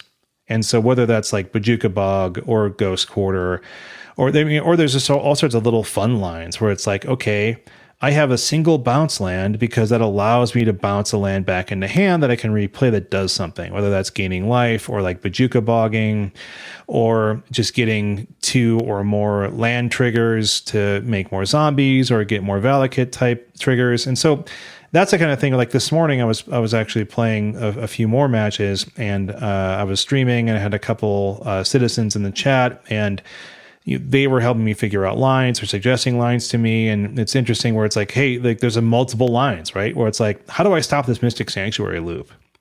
Am I Ghost Quartering the Mystic Sanctuary somehow? Am I Bojuka Bogging the graveyard after they cast their Cryptic command? But I can't do that after they cast a Cryptic command because they're going to tap down my Elvish Reclaimer type thing. So it's like, there's all sorts of little interesting sequencing things and things that you have to think about that you don't normally think about, simply because of the options that a deck like this offers you. So yeah, you do have like a fairly straightforward plan A, which is fast Titan, because that's what all these decks really want to do. But all of the plans B and B subprime 1, subprime 2 are all kind of the interesting nuance that I think does make this style of deck more interesting and more fun. But then when you don't really have the time to execute on that, when you're turn 3'd by oops all spells, or your Amulet Titan opponent turn 3's their Amulet Titan and you're not able to, it's like, well, these options don't feel like they're true options unless you're playing like, my longest match was against something like the 4-color Uro strategy, which definitely gives you a lot of time, and they were able to stabilize and capitalize on like a cryptic Mystic Sanctuary loop while their own Field of the Dead was in play, of course, because every deck's a field deck, and eventually take over and swing it in their favor. And so I think that's the kind of thing that I think you feel interested about until it's like 20 minutes into your match and you're like, well, I guess they're eventually winning this.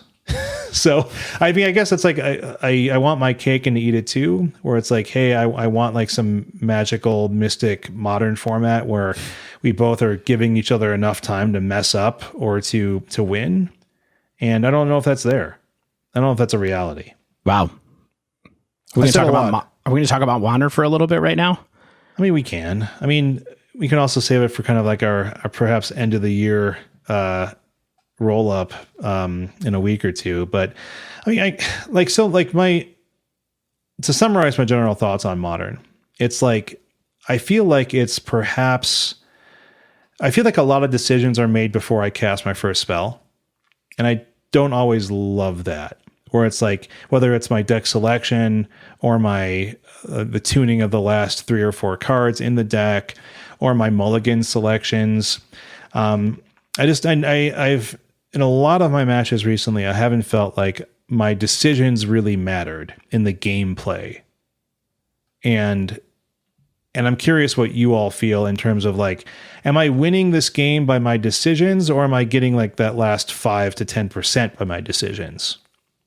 Dave, you played Prowess. How important were your decisions in your path to 7-2? Very. I mean, Prowess is like the ultimate sequencing deck. Yeah. And so if you mess up the order of the cards that you play them in, or don't see the alternate line that you have to be able to play cards in on its face suboptimal way to unlock a path to victory, like that's how you win with Prowess. And like when I did a turn 3 win, for example, like the way that I did it was to realize that I had to, pre-combat lava dart my opponent, then cast, I only had 2 lands when I won on turn.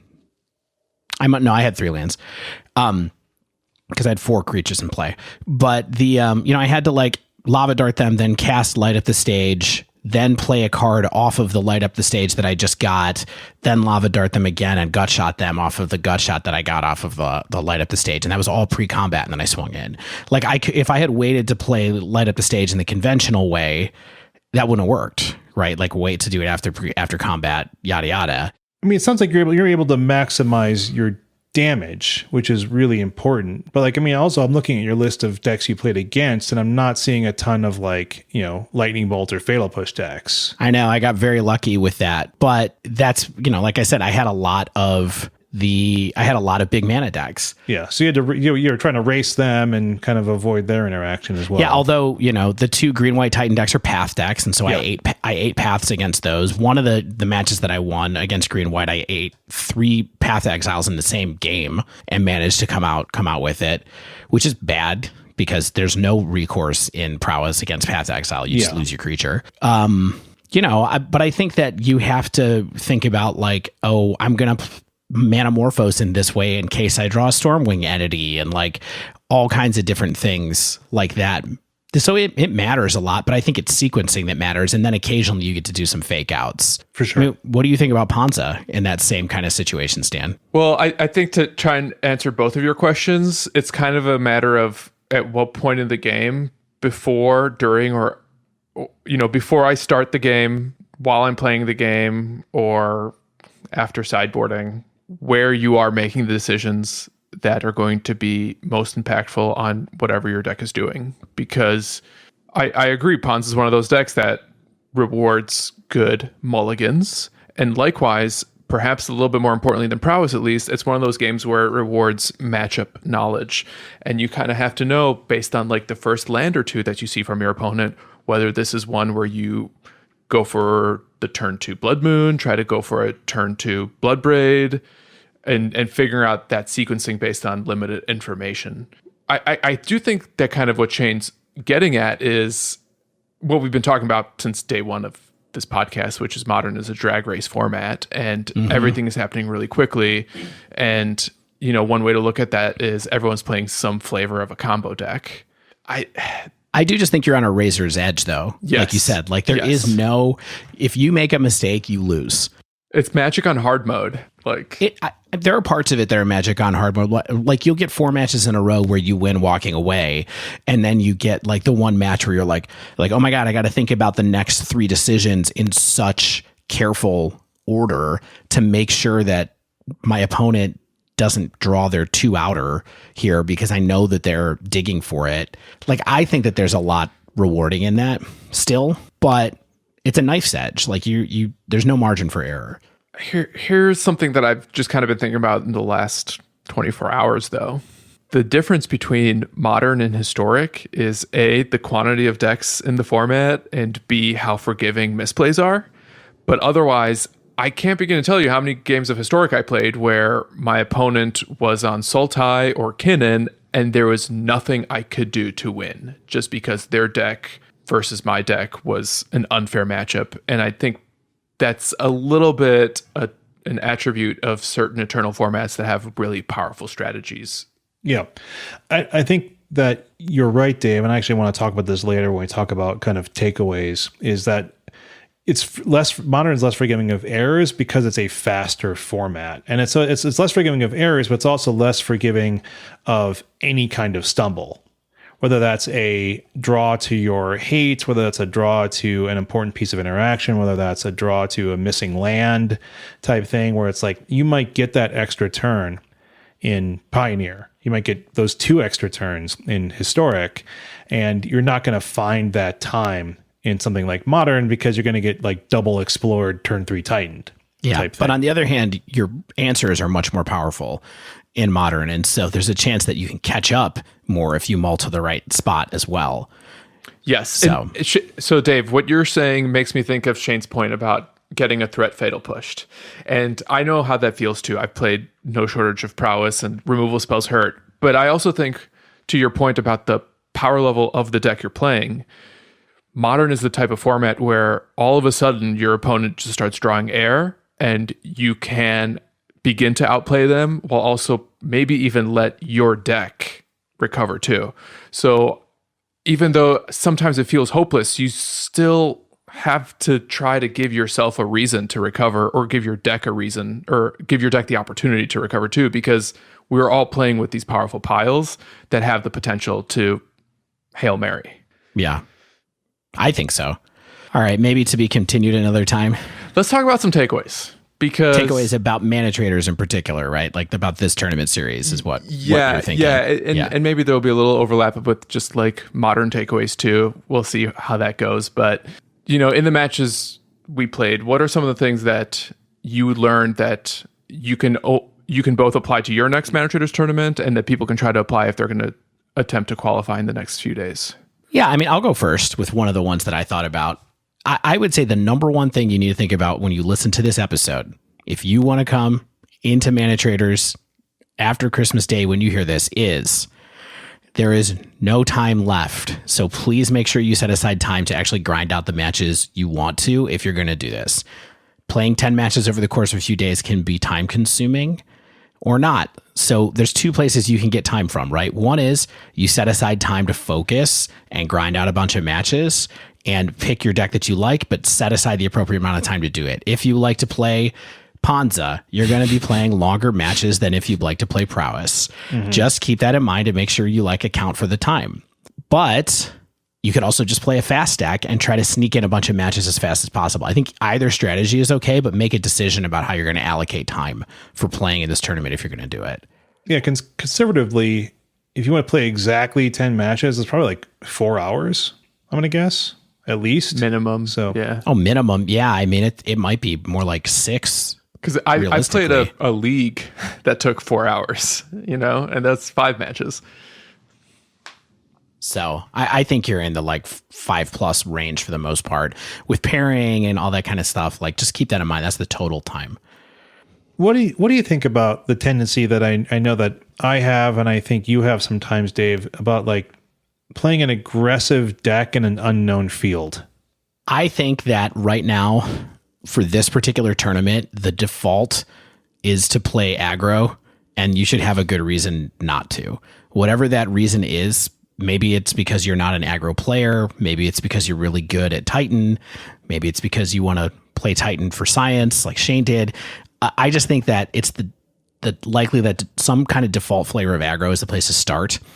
Since there's high deck diversity and it's free entry, there's a likelihood that you will be able to run some people over. And so you might pick up some free wins here or there. And this kind of goes into my next point too. I just think you want to be in a place where you know how to take advantage of the stumbles that Shane was talking about. Like, if your opponent's deck stumbles, if they make a suboptimal choice and fetch in the wrong order, which people do sometimes in Modern when they're medium new to the format, you want to be able to take advantage of that. And so it's a little bit like a GP in the sense that like day 1 is chaotic. There's all kinds of stuff going on. And then day 2 tightens up. And, there's another aspect of this that goes with that. But I think you should seriously consider starting aggro and then adjusting from there if you want to do that. Yeah. I like the free win concept, and the free win doesn't have to be aggro, right? Like, in a lot of ways, Tron can be a free win deck, which is like, I have a forgiving mulligan. I create Tron. My opponent's not equipped to interact with what I'm doing very well, and I turn the corner in a way that they're not able to recover from. And I think that's a good rule of thumb, because like you said, you're going to face off against people like me, which is like, oh, I forgot that Valakut comes into play tapped type thing, where it's like, oh, I can't cast this Titan I plan on casting. That was a misplay. Totally. I think the free win thing is big. Like, you should, and this is very much a Modern point, I think, is that you need to know if you're attacking the meta as a deck that has free win potential or doesn't. Understand what your free wins are and what your backup plan is if you are not going for a free win, right? It's whether you're playing Oops All Spells, where you're just all the way in on free wins and you really can't do much else, or you're in that kind of like Tron zone where it's like, well, if I turn 3 Tron, this is what it looks like for me to get free win off of Tron, and this is what it looks like for me to have a middling game with it. But you definitely want to think about free wins here, because that's just a good way for you to get ahead in this kind of weird gated qualifying system that ManaTraders has. I think an important thing that you made note of here, Dave, and I think is a really advantageous part of asynchronous Magic. We talked about this last week, I think, which is like you can play your own pace in a lot of ways. Yeah. And this is something that I face a lot, which is like managing tilt and managing sort of like emotional responses to experiences in Magic, which is like, I'm upset. Like, my choices are to uninstall Magic Online or to hammer play next round type thing. There's other choices, but between in the experience of playing Magic, you can take a break or you can keep going, right? Yeah. And you can say like, what's my mental state right now, both in terms of my emotional response to the last game and to my environment around me. Like, am I going to get distracted by I know I'm going to get a phone call from, my parents or something like that, or anything can interrupt me at any time right now. Do I need to sneak this match in right now, or should I save it for a time when I can just say, hey, I need 2 hours right now. My kids are asleep on their nap or something like that. Yeah. I mean, I actually think this is a good way to practice that, because you can kind of gauge, like, it's a little bit like playing a league, but it's higher stakes because it's a tournament. And so you get to kind of pop in and be like, really ask yourself at the end of a match or during a match, like, am I tilting right now? Am I making bad decisions? Is this something that I should walk away from? What does that really feel like? What can I do to manage that? And I think it can help you when you get to like a real Grand Prix or something like that, when they're kind of emotional roller coasters because you don't get to stop, especially if you get late into a Grand Prix when you're at like round 8 or something like that. And you're just like, man, I got to like tighten up my thinking and also manage to stay calm. I think it's a good way to practice it. And so I think that you should take the time that you need and use the format to your advantage. So as I look back on my experiences, 5 different decks, and I look back on Dave's experience, 1 deck, and Shane's experience, 2.5 decks, I've kind of come to this conclusion that deck selection, personal deck selection, is maybe the most important decision that you can make when going in, giving a run to these qualifiers. I think it's like the most important decision you can make in Modern or perhaps Magic. Is like that's like the biggest amount of upside you can get for free. So what I'm not saying is try to get a deck advantage over your opponents by playing Burn in a room full of Tron. I'm talking about knowing how to play Tron against a room full of Burn if you're a Tron player. And looking back, I kind of regret trying to do something cute with Elves or Bogles before eventually going with Ponza, because if we take that framework of the 5 different player personas that we outlined, coupled with how we individually did this week, I think the best thing you can do as a casual spike is play the strategy that gives you the best chance to exercise a little bit of mastery in what appears to be a pretty open metagame. With the exception of Prowess as perhaps the single most represented strategy in our 31 match sample size, the majority of our matchups were a total grab bag. And I don't think the mastery category is the single most important factor. It's just the one I might give the most weight to in general. You should still try to find, a way to exploit a metagame, to do something broken, try to get free wins, be proactive.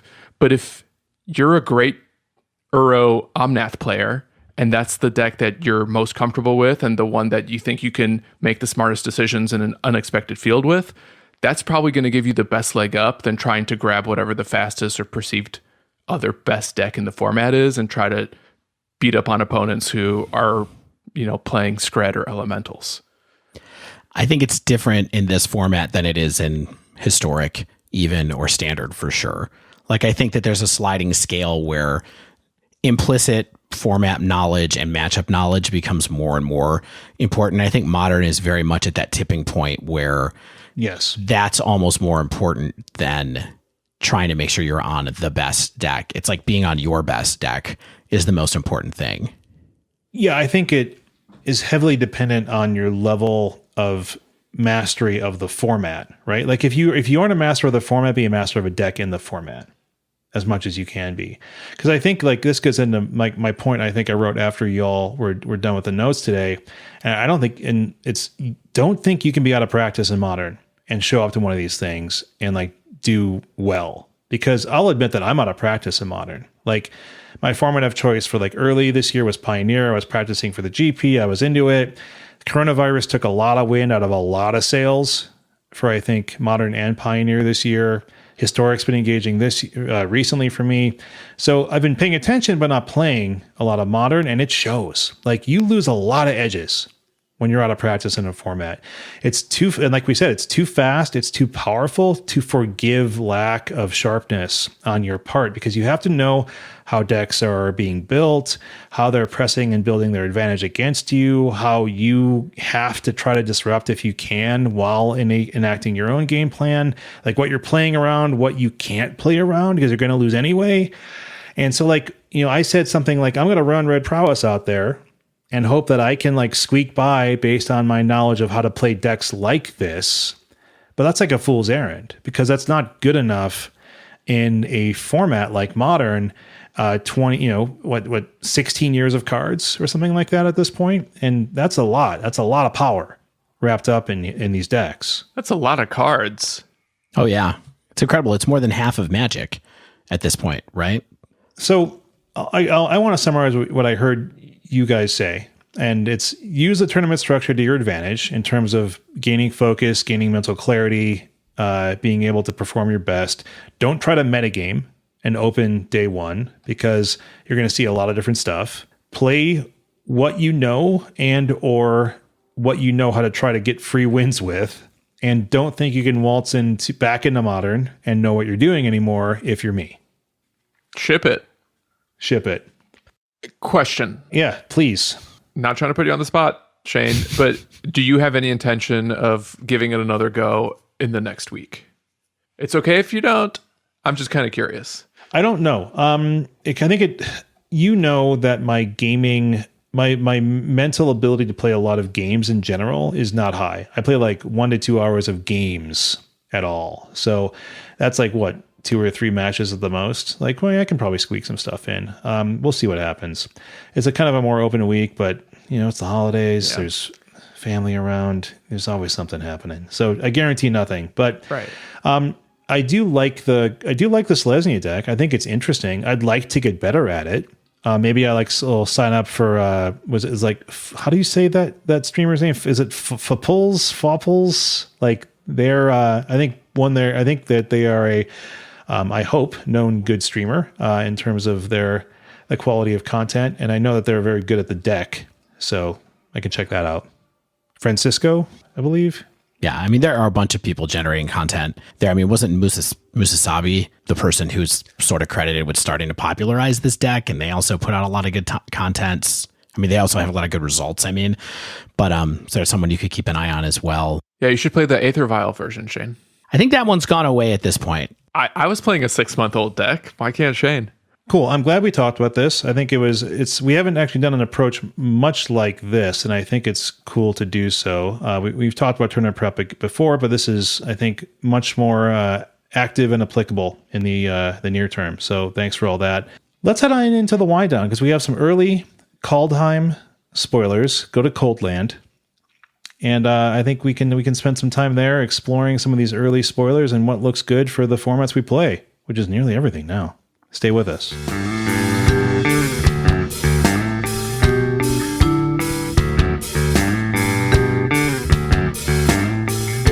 We're back. It feels like forever since we've had new cards to talk about. Am I right? Like, I know we're talking about new cards in like historic all the time, but for some reason, it feels like forever since Zendikar to me. It also feels like forever since we've had an actual wind down. We have this nice little branded section of the show that we rarely actually have time to do. So it's nice to be back. All right. So like I said, let's talk about these early spoilers because I think there's already some cool cards here. There's a lot of, I think, maybe standard or limited staples that we're seeing, but there's some powerful stuff already. I want to start with the pathways. I'm going to get through these fast because I got to talk about new lands. Rakdos, Golgari, Simic, and Azorius pathways, the last 4, yes, 4, not 5 pathways. I'm particularly excited about the Rakdos and Azorius ones. Aren't these all super good?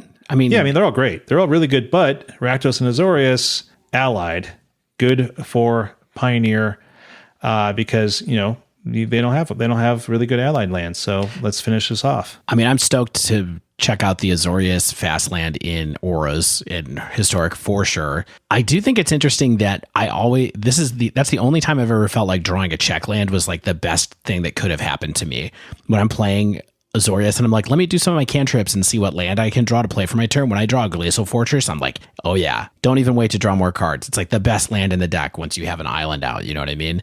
So I'm not sure that I think these are always better than fast lands, but I think that there are lots of moments where they're better than someone running a one of Temple of Enlightenment or something like that. Yeah, I think they're better than the check lands typically in Historic. I don't know. I think the check lands are really good in 2-color decks. So we'll see. I think Rakdos, it's going to be very good in there. I do wonder a little bit about like if Sultai will run, or how many of these they will run. But we'll see. Their mana base seems pretty perfect already, so I don't know if committing to a single land is really going to help them that much. That's kind of how I feel too. All right, lands are boring. I hate opening up a rare land in my booster pack. I want real cards. Cards like Pyre of Heroes. Stan, would you like to read this one to us? Sure. So this is an artifact, costs 2, generic mana, and it has this ability, pay 2, tap, sack a creature. Search your library for a creature card that shares a creature type with the sacrificed creature and has CMC equal to 1 plus the sacrificed creature's CMC. Put that card onto the battlefield, shuffle your library, activate this ability only anytime you could cast a sorcery. Okay, so it's Birthing Pod, but tribal, and it costs an extra mana to use it. Mm-hmm. But other than that, it's Birthing Pod. Did Birthing Pod tap? I honestly forget. Yes. Okay. Birthing Pod tapped, and also Birthing Pod was only at sorcery speed. I just checked. So is the secret to fixing all the old broken banned modern cards just making them tribal? Yes. Yes, that's why Cavern of Souls is so weak. Tribal Gitaxian Probe. Ooh. I mean, this is probably good, right? Like this has potential. The more cards there are of particular tribes, the more reason there is to build decks around them. Do some cool stuff. This is aggressively costed. It's an artifact and not a creature, which I think has been the thing that's been a big stumbling block for a lot of these cards. Now, there are some more main deckable tools against permanents like this now, specifically Skyclave Apparition, that is around in all the formats that we play right now. That's better against random non-creature permanent payoff deck, but it feels like it should be breakable in some way. There's got to be some tribe that wants to be able to do this. I mean, the first thing that I think about is like some way to use changelings as part of your chain, or to just name changelings or something and get a bunch of stuff. But I think there's a lot of stuff going on.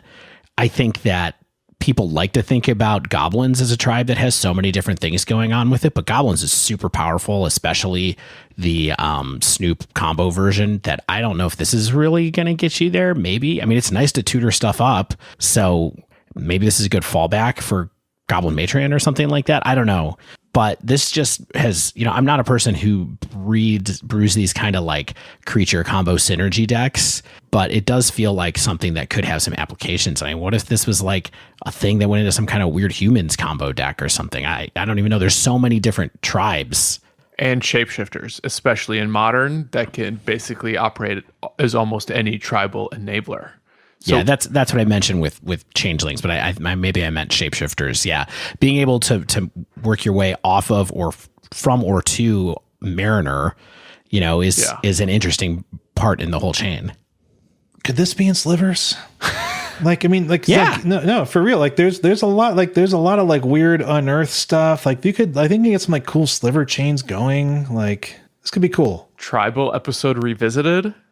Maybe we can do a collab with the Faithless Brewing Bros, where we revisit all the tribes we did a week ago, but just with Pyre of Heroes. I totally agree. So Pyre of Heroes, I think you should be keeping an eye on it to make some waves, much more than, say, a card like Vanifar that I loved. I guarantee there'll be a very early Faithless Brewing episode involving Pyre of Heroes. Yeah. All right, let's get through these last cards. So next up, Sarulf, Realm Eater. 1 colorless, black, green. It's the mean creature from Neverending Story. Legendary creature wolf. Whenever a permanent an opponent controls is put into a graveyard from the battlefield, put a +1/+1 counter on Sarulf Realm Eater. At the beginning of your upkeep, if Sarulf has 1 or more +1/+1 counters on it, you may remove all of them. If you do, exile each other non-land permanent with converted mana cost less than or equal to the number of counters removed this way. 3/3. It's a 3/3 for 3. It is a rare. Does this read like a rare to you? I mean, maybe these days. Yeah, these days there's a lot of text on these rares. This card rules. Okay. This card, like the more I read it, the happier I was with this card, because like the high floor, high ceiling, right? Yeah. Okay, like I mean maybe not in like maybe just a 3/3 for 3 in modern is not like the dream here, but okay. I'm going to give you a couple pieces of the Buffalo here that are very important. Yes, okay? please. And you tell me what you think about them. 1, it exiles things. It doesn't just destroy them. I love exile. We know how powerful that is. Hugely important, I think. Yes. The other thing is it triggers off of any permanent that an opponent controls that put into a graveyard, and that includes things like fetch lands. Yep. So whenever a permanent. Yeah. Or if you manage to, for example, in auras, kill something that has a bunch of auras on it. Like if you fatal push your opponent's Core Spirit Dancer and it has 4 auras on it, Sarulf gets 5 counters or something like that. Like that's pretty wild right there. Awoo. Yeah. Yeah. So, okay. I'm going to say, like, I don't think this is some new modern powerhouse. But let's look at this in terms of how you would play this card, how I imagine you would play this card in the decks that would play it. If there's no permanents for you to remove, that's good. You have a 3/3 on an empty board. Right. That's fine. If there are permanents to remove, you then cast removal spells and beef this thing up while also making it somewhat frustrating to cast things back onto the board into. Is this historic Tarmogoyf for historic black-green rock? I mean, it's potentially better in that it's not just a beater. It's like a Goyf / Liliana, right? I mean, in its own way, which is like, I'm doing stuff that my deck wants to do, which is removing your permanents, and my creature is getting larger. And then if you get things back onto the battlefield that are small enough CMC that I care about exiling them, I can do so, right? Whether that, and you're probably still able to say, I have a few removal spells left. I maybe have a Maelstrom Pulse or an Assassin's Trophy or any kind of thing. And I'm not saying like this is like the ultimate corner turner. I'm saying this is a piece of a deck like, you know, some BGX based deck that's going to play a card like this and get a lot of value out of it. Note that the counters that you can remove from this card handles all non-land permanents, which is like you get rid of weird artifacts, you get rid of weird enchantments, whatever. Yeah, and it's less than or equal to the number of counters on it, which I sort of misread because I thought it was Ratchet Bomb, which only kills exactly the same number, right? It doesn't kill less than. Yes. This kills less than as well. Bonkers. And not itself. It remains. Right. That's nuts. That's even wilder than I thought it was. Yeah, so like, you know, maybe the opponent has like a witch's oven or they have like a vehicle or two that's been like annoying your sorcery speed removal or like, you know, something like that. And it's just like, well, bye. Like you don't get to use this vehicle anymore. You don't get this, your search for Escanta that sometimes shows up in historic or something like that. I think there's a lot going on here. I think it's a very cool card. I do think that it's more of a historic piece. It could be like a bit of a defining piece, I think, in historic, but I think it's, you know, it's got a lot of fail states in modern because it's pretty easy to kill. Yeah. But you never know. One of it could make sense. Okay. Stan, do you have any thoughts on this card before we move on? I never think about Golgari cards. Seems fair. Seems cool. Unless they're elves. I'm more of a cat guy than a wolf guy. Totally fair. I have more thoughts about this next card. Why don't you read it? Realm Walker, 2 and a green for a shapeshifter. Changeling, this card is every creature type. As Realm Walker enters the battlefield, choose a creature type. You may look at the top card of your library at any time. You may cast creature spells of the chosen type from the top of your library. It is a 2/3. Cool card. Glad that you picked this because otherwise I was going to have to. I mean, this is green. It costs 3 mana. Even if you're not putting it in a devoted Elves deck, even though it is a tribal card, like maybe you're putting it into some other green tribe, you could theoretically, this could go in a bird deck with the bad Bird of Paradise, right? And you're casting this on turn 2, and then you have a turn 2 future sight. And I think that's pretty cool. This is Goblin Snoop. This is just a green Goblin Snoop. Yeah. I mean, it doesn't grab their abilities, so it is a little less in that sense. But yeah, I mean, draw engines are good. I mean, we saw that in the historic, you know, PT a couple weeks ago when Snoop plus Horn was kind of a big tribal focus on like making goblins work. I mean, given that what's that card called? Is it called Hunter's Horn or what's the Herald's Horn? Herald's Horn. Like this plus Herald's Horn puts a whole bunch of different options on the table as far as like having an 8-pack of tribal draw cards available to you. So it's like, what deck do you want to build around it? You know, again, maybe more applicable in historic than in modern, where in modern, maybe you're putting this in a niche deck like elementals, perhaps, where you could do some interesting stuff there. Elves. Why not? Yeah. I mean, Elves too. I want to make sure that Elves doesn't have a card like this that already exists. For some reason, there's something in the back of my mind that makes me wonder if there was a card already printed. Maybe it's just really expensive. But this card, I just think is good. It's going to be all over the place. I think this might be one of those cards that even something like Modern Humans could run on the sideboard against heavy removal decks where it's like, hey, I stick this late, I refill the board type thing where it's like, I ran you out of removal and I can play this when I have like 5 or 6 mana around and I just sort of redeploy to the board and everything's pretty good. There's a lot of options here, which is good. It's a powerful ability. I think it's going to see play. Yeah, I think it's powerful enough to be worth it as a 3 CMC creature, basically. Yeah, I mean, Kai Guy in our chat just mentioned that you can hit this with Coco. So you can hit this with Coco to draw even more cards. Seems okay. Okay, we got one last card before we get out of here tonight that we thought was interesting and worth talking about, and that is Kaya the Inexorable, which I just thought was a cool card. So it's 3 colorless, white, black. Kaya's +1 is put a ghost form counter on up to one target non-token creature. It gains when this creature dies or is put into exile, return it to its owner's hand and create a 1/1 spirit token with flying. It has a -3 that's exile target non-land permanents, and it has a -7 that says when you get an emblem at the end of your upkeep, you get an emblem that says at the end of your upkeep you may cast a legendary spell from your hand, from your graveyard, or from among cards you own in exile without paying its mana cost. How many loyalty counters does it come down with, Dave? Comes down with 5, which is pretty good. It's a good number. Some good loyalty. Yeah, I mean, when I looked at this, I was like, this could be a cool fit for a Planeswalker heavy deck in Pioneer or Historic more than anything else. Don't think it has the power level for Modern, but aren't all of them just good? Aren't all the abilities on this just good as long as you're playing a deck with creatures? Sure. I mean, it's like, I know that a few people in the Slack are pretty amped about this card. And I'm kind of like, the things it does are mildly expensive for, it's kind of for 5 CMC. Like I would hope that it's exiling a target non-land permanent, for the minus type thing, but it's going to be a good piece of value in a deck where it's not the centerpiece, I think. Like this is not a Nissa who shakes the world type thing, but it doesn't necessarily have to be playable. Yeah. I mean, I just think of some like Esper Yorion stuff with this card. Right on. Yeah, right on. Because, you can, it's good to blink. I mean, why not? I mean, you can recast Kaya with it when you -7 it the next turn. You can -7 it, get the emblem, go to your next turn and recast the Kaya that you got the emblem off of for free. I mean, it's weird stuff, but I think very, very cool. It's wild that we get to evaluate cards for an all new format and one that we're just kind of getting to know as well. It's going to be a pretty interesting spoiler season, which starts, I believe, the first week of January, when we have to start looking at all these new cards and wondering, how is this going to shake up Historic? Is this fitting into any decks, or could this help create a brand new deck for our format that's growing in 2 directions simultaneously? Yeah. I think Historic is still in that really weird spot too, where it's just like, it's always like, it's going to be like either a set makes a huge dent in Historic or nothing happens.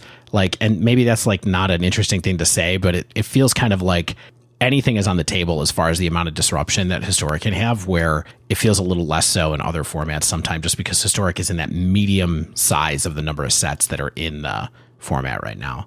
Like a new cheap removal spell could make all the difference in Historic suddenly.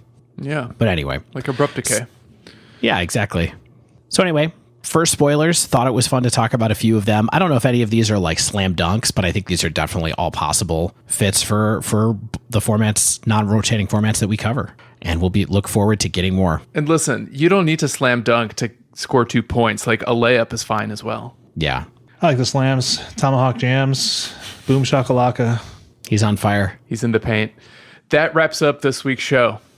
If you haven't yet, make sure you subscribe to our podcast so you get the latest episodes as soon as they come out. And if you use Apple Podcasts, please leave us a rating and review. If you'd like to submit a question to the pod, pick our brain on something in Magic, Modern, Pioneer, Historic, or beyond, you can tweet us at The Dive Down, all one word, or email thedivedown@gmail.com. If you'd like to support the show, you can join our Patreon over at patreon.com/thedivedown. Joining at any tier gets you into our super secret Slack channel. We're doing our first ever Legacy tournament tomorrow, guys. By the time people hear this episode, it'll be too late to join the Legacy tournament, but we're firing Historic events, Modern FNMs, you name it. It feels like there's a community for it on our Slack, so check that out. Shout out to ManaTraders for sponsoring the Dive Down. If you like today's episode, you want to participate in the tournament, and you think you have a shot to go all the way, you can make more money if you sign up for ManaTraders. And if you use coupon code TheDiveDown, all one word, you get 15% off your first 3 months of renting Magic Online cards. Also, if you play Magic Arena, you can support the Dive Down without spending any money by using our affiliate link to download the free deck tracking software over at untapped.thedivedown.com. As always, special thanks to the bands Nowhere and Spaceflit for letting us use their music. And until next week, get out there and enjoy your holiday.